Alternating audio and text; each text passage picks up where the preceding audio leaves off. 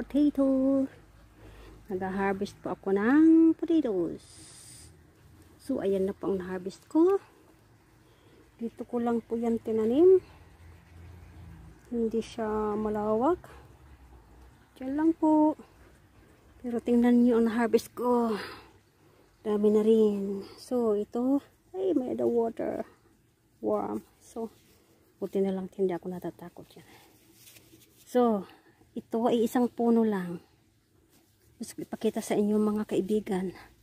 Ang dami ng sa isang puno lang. Ayan po. Ito din. Isang puno din yan. Dahan-dahan ko pong inaano yan. Dahil masisira. Ito po ang gamit ko. Ito lang po. Talagang kamay. Kinakamay ko. Dahil dahan-dahan lang, dahil kung hindi na dahan-dahan masisira siya. Masusugatan dito. Ayan mga kaibigan. Kahit saan yung potato tutubo. Ang mahal-mahal yan sa atin. Dito rin, tulad nito, bagong harvest, mahal ang kilo. Lalo pa kung mahal, kung organic katulad dito. Thanks for watching!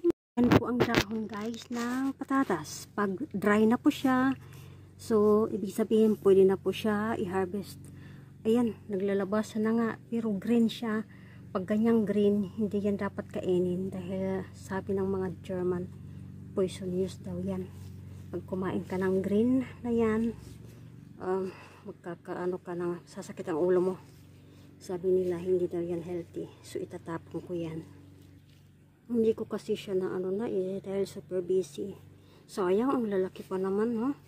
Tatapon ko din yan dahil hindi yan pwede kainin.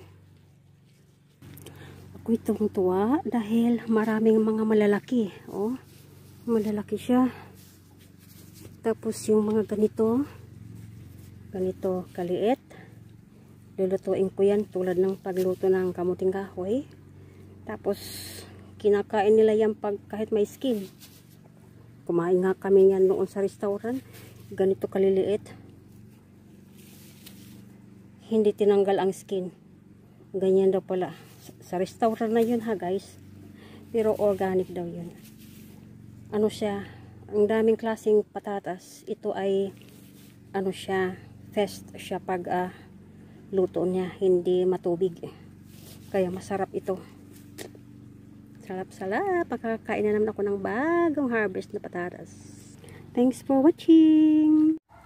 Ayan guys, nadagdagan pa po siya. Natapos na din mag-harvest ng patatas. Ayan, pag-beans, ang dami pa ding bunga. Mag-harvest din ako. Ayan po mga kaibigan. Ayan, dami pa. So, natapos ako mag-harvest ng patatas. Dito pong banda, ayan. Thank you Lord sa lakas. Most of all Lord, thank you sa blessing na ito. Maraming makakatikim nito. Lalo na yung kanebor ko na 92 years old. Okay guys, thank you for watching. Ako'y natutuwa po sa mga harvest ko dito sa garden. God bless us all. Bye-bye. Hello guys. Harvest na naman ng patatas dito sa side na ito. Ay, na-harvest din kahit papano. Yan, dito lang yan yung space na.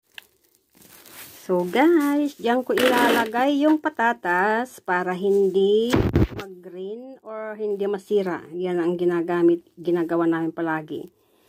So, hindi din dyan pag nag-winter. So, ayun na po yung unang harvest ko, yung the other day. Tapos ito yung ngayong araw.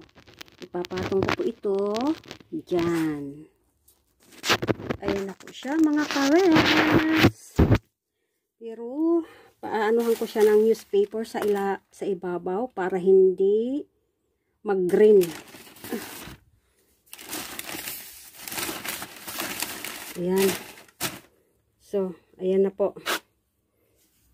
Yan. Tapos, mayroong nakakapasok na air. Thanks for watching, guys. Dito po ako sa istakan namin ng ayan. Ayan po ang mga gawa kong wine. Malapit na rin mag-harvest ng grapes. Busy na rin ang beauty. Yan po, mga gawa kong wine last year. Yan din po. Mga juice yan ng prutas galing sa garden. Saka ngayong marmalade, hindi ko pa nalalagyan ng pangalan. Thanks for watching po.